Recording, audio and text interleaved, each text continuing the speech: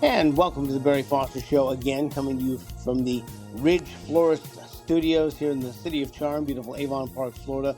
We are delighted to have with us Representative Ryan Chamberlain out of District 24, Florida District 24. Representative Chamberlain, good to have you with us, sir.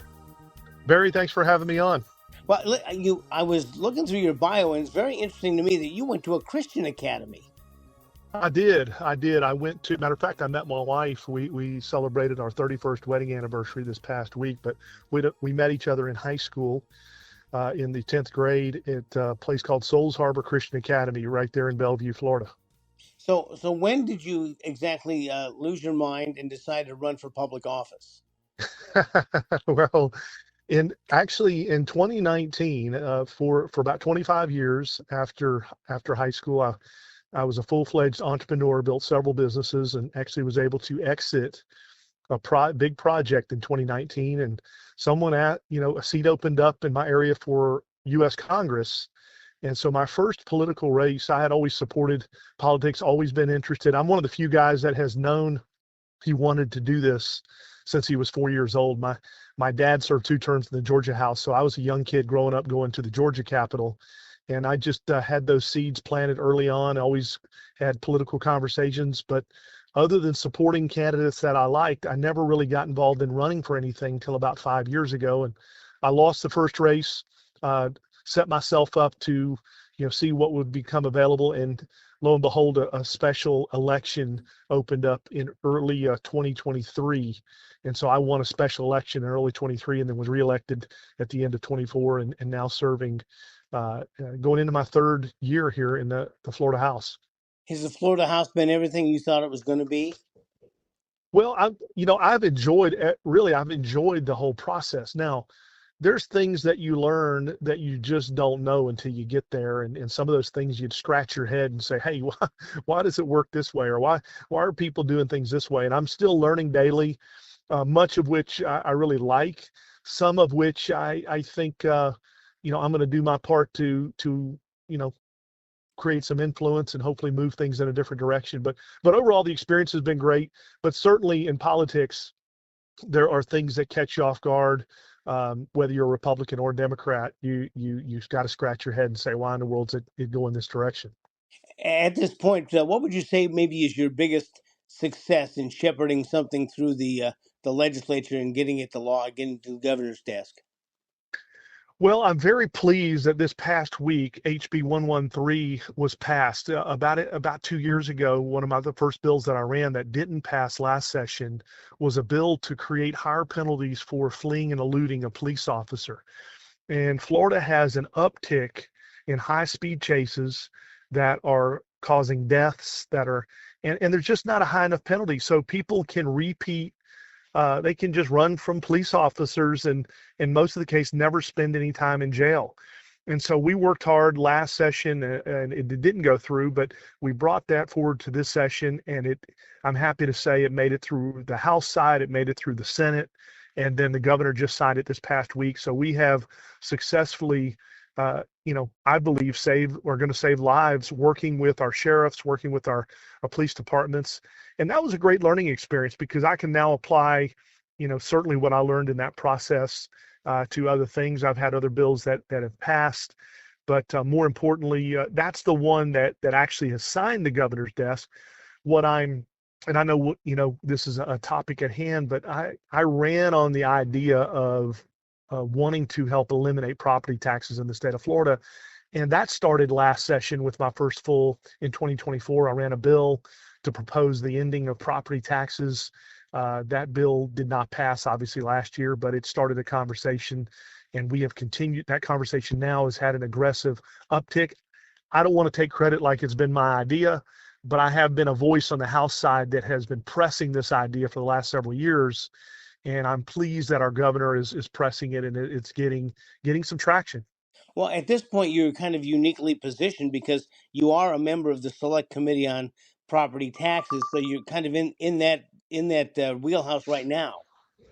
We formed a committee. Our speaker, Danny Perez, did form a committee, and we have some great chairs of that committee. And I'm guessing there's about 30 of us in the House that are are now coming together. We've already had 2 committee meetings, but throughout the summer, we are tasked with uncovering some solutions, bringing forth data.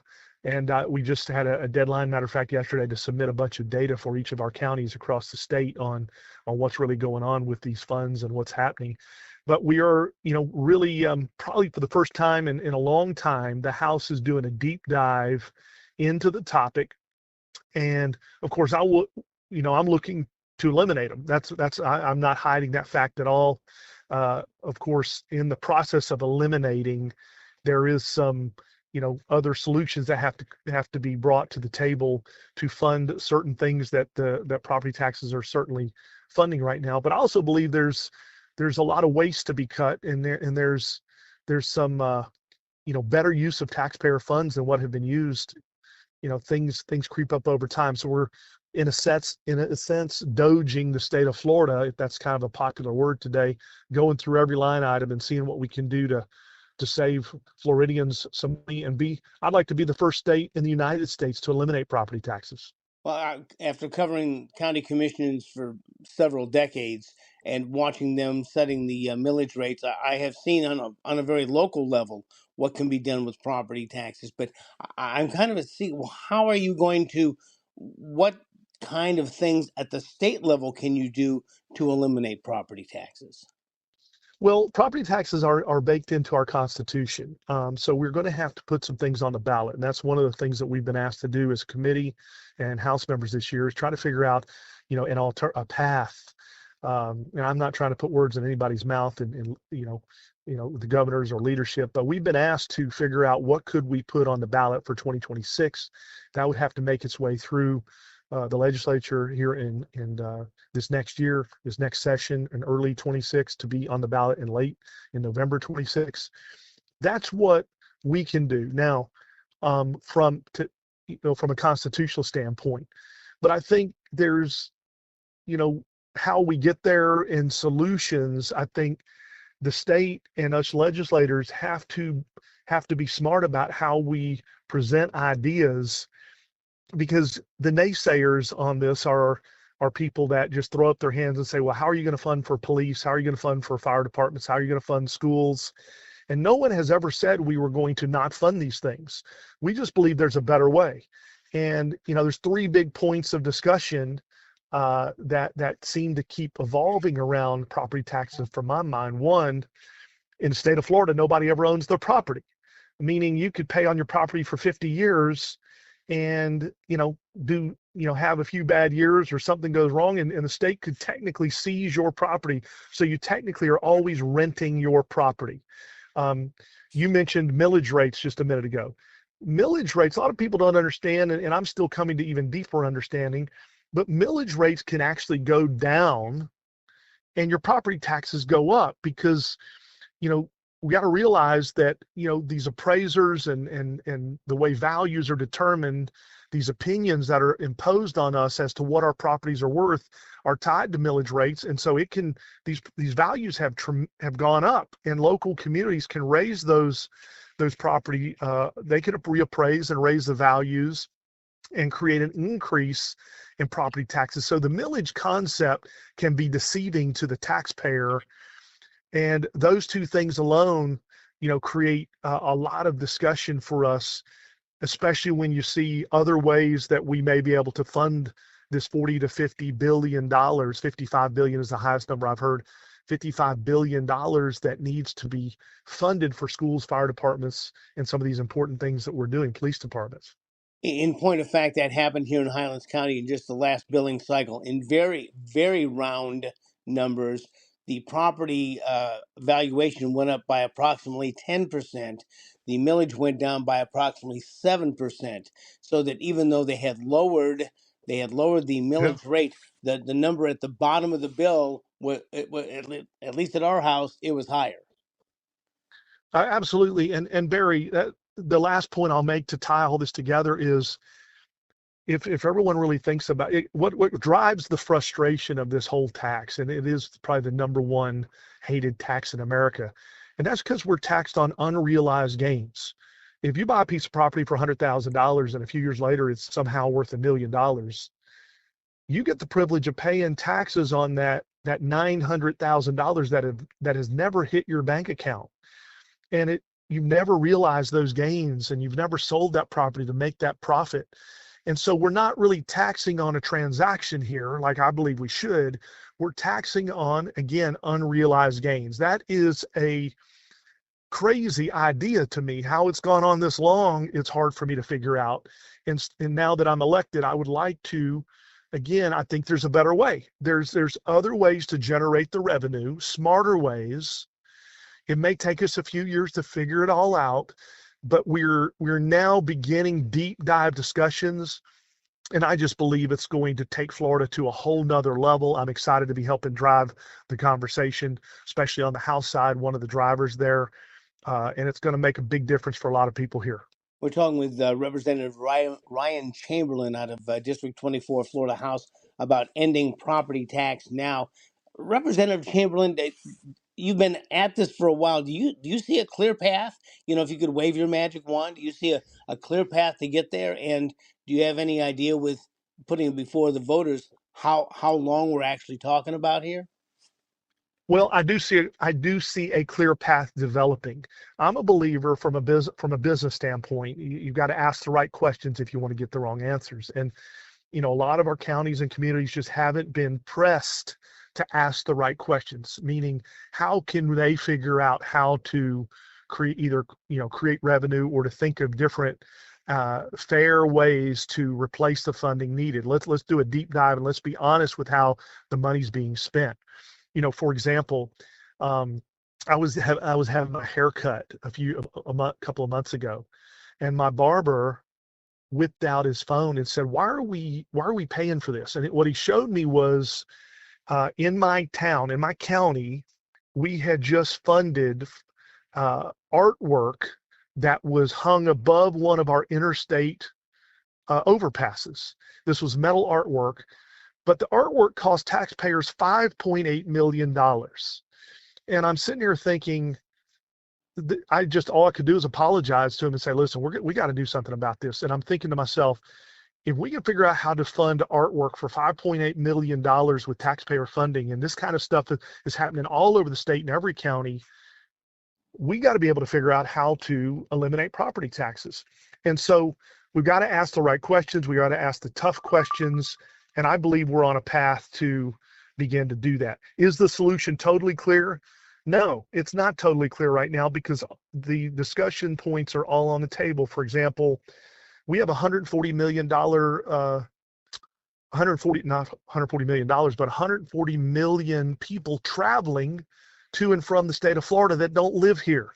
They're enjoying all of our properties, yet they're not necessarily paying helping us pay any of the property taxes. I know our governor brought up that as an idea. I want to second that as something we should look at as a revenue source to help Florida citizens eliminate this big burden of ongoing taxes for the rest of their life, no matter what property they buy. There's got to be an exit strategy for how long you have to pay on these particular property taxes. And I can give you several other examples of revenue ideas, but that's just one of them that is being explored. And I believe we will come up with some clarifying solutions here very soon and start discussing those with the public. And I'm excited about it. I want to talk about revenue ideas in just a second, but there's a program that's been rolled out, and I've been watching with great interest, called #Rollback Now, which counts on county citizens of each individual county to go to their county's commissions and their school boards and say, look, we'd like you to see rollback now, have the rollback rate, which only produces the same amount of money as was produced the previous year. It's not actually a tax cut, but would something like that help to kind of put the brakes on things while you figure things out in Tallahassee? Well, those are the kind of things we're trying to implement, or working on those types of things right now. We do have to slow it down. I ran a bill this past year. It didn't get a lot of traction, but it created an aggressive discussion about capping the amount of increase that each county could implement each and every year, no matter what. Because our data shows that the average county has increased their revenues by up to 40 and 50% over the last 3 or 4 years. And I'd like to cap that increase, and anything above that go toward lowering property taxes. So I proposed a bill, but bills like that, this rollback idea, all of these ideas to slow it down, that's what you'll probably see here sooner rather than later, while we progress towards all the moving parts it's going to take to eliminate property taxes here in the state of Florida. Last thing I'll say, and I'll kick it back to you, but inpropertytaxnow.com, this is an organization that is gearing up to really help do some dynamic things. They've asked me to support them, and I certainly want to. I want to support things that are focused on driving this message. And I would encourage all the listeners, go to inpropertytaxnow.com. You can be in the know when it comes to what we're doing and all the things that are going to be worked on here over the next year when it comes to property taxes and how you can participate, support, but inpropertytaxnow.com. So I'm excited about that. And Barry, this discussion is something that we're at the beginning of, so I can see, you're going to be a part of this discussion for quite a while here. Well, I've seen things here locally where they have now began to assess citizens for services. There's a garbage collection fee. There's now a fire protection fee, and it looks like there's many more fees kind of coming down the road. Do you see things like that supplanting property taxes as just taxing for services rendered? Well, right now, my goal is not to figure out how to create new taxes. My goal is to figure out how to get smart with the ones we already have in place. We're wasting a lot of money. I'm seeing billions of dollars that can be cut and shifted towards property taxes. So that's step one. Let's really go through the numbers, see where we're at. The number may be lower than what everybody thinks we need to do from a taxing standpoint. So I'm not looking necessarily for new taxes. However, I'm sure some of those ideas are going to make sense, and people are going to say, yeah, I would rather pay, if I'm going to pay anything extra, I'd rather pay in this area, or this makes sense for me to pay rather than paying property taxes the rest of my life. I also am okay with taxes on transactions, real transactions. So, and I say that because part of me says I'm not trying to eliminate property taxes. I'm trying to eliminate the way that they're currently done. Like if someone buys a piece of property today, I don't mind if they pay taxes on it. What I got a problem with is them paying taxes on it the next 50 years and how it's being funded and how it's being controlled and how the taxes keep going up year after year without any voter approval. That whole system is just wrong to me. And so, someone buying a piece of property, paying some tax on it, that will help. I'm okay with that. Again, I like lowering all taxes. I'm an anti-tax guy from that standpoint. However, we do have them, and right now that's where the funding mechanisms are. So those ideas are coming on the table. And I think the number we're going to need to replace this is going to end up being shockingly lower than what people think right now, because they're only being pitched the negative side of like, hey, if we just eliminate this money. No, we're gonna be smarter about how the money we generate is generated. We're going to cut wasted expenses, and we're going to do this in a more fair way. So we're talking with Representative Ryan Chamberlain, and let's talk a little bit about this endpropertytaxnow.com. Is this a two-edged sword? Do they take input as well as giving ideas about the kinds of things that are going on now? Well, it's a fairly new organization, but the answer is yes. You're going to be hearing about them throughout the state of Florida. They're going to be having discussions. They're going to be taking input, ideas, and of course, there's ways to connect and communicate, and all that will accelerate. Right now, I recommend everyone go there and become a part of the community. There's no charge to follow along with what they're doing.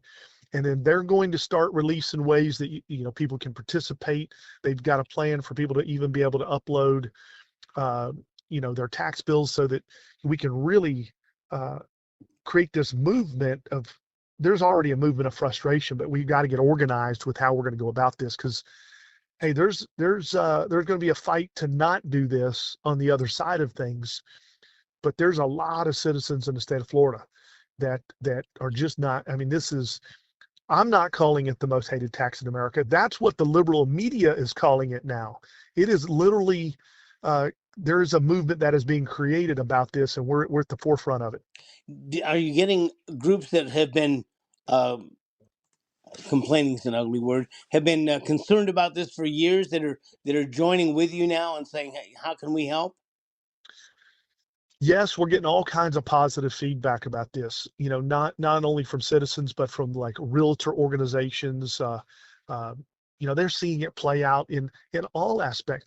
Even lower income people in lower income brackets that are wondering, well, what's going to happen to me? What are they going to do to me? Are they going to that most people don't realize that even the lower income brackets are being challenged with property tax issues, even if they don't own property, simply because their landlord does own property and their landlord has raised the rent to cover property taxes. So their rent has gone up and they've been paying property taxes whether they like it or not inside of their rent payments.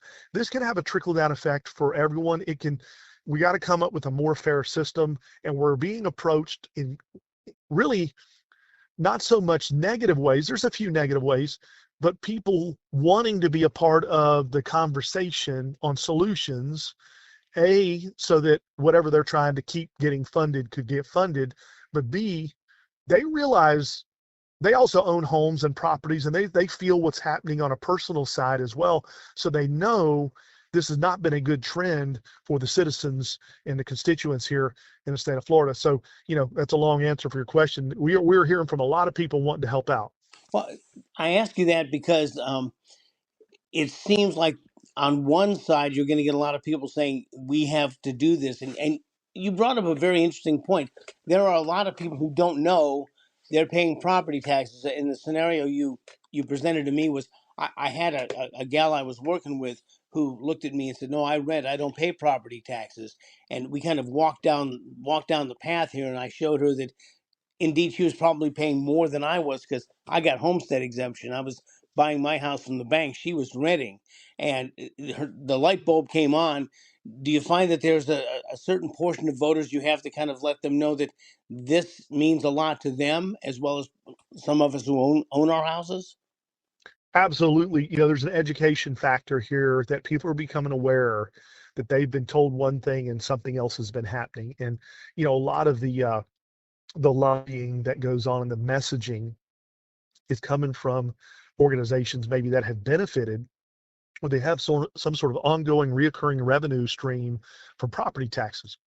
And I'm not saying they should or shouldn't, because there's probably, like I said, police departments and fire departments. We don't want to hurt any. Matter of fact, I actually think we're going to end up being able to fund them better in a smarter way, and even more funding, because I want to increase that, but not on the backs of the property owners in the state of Florida.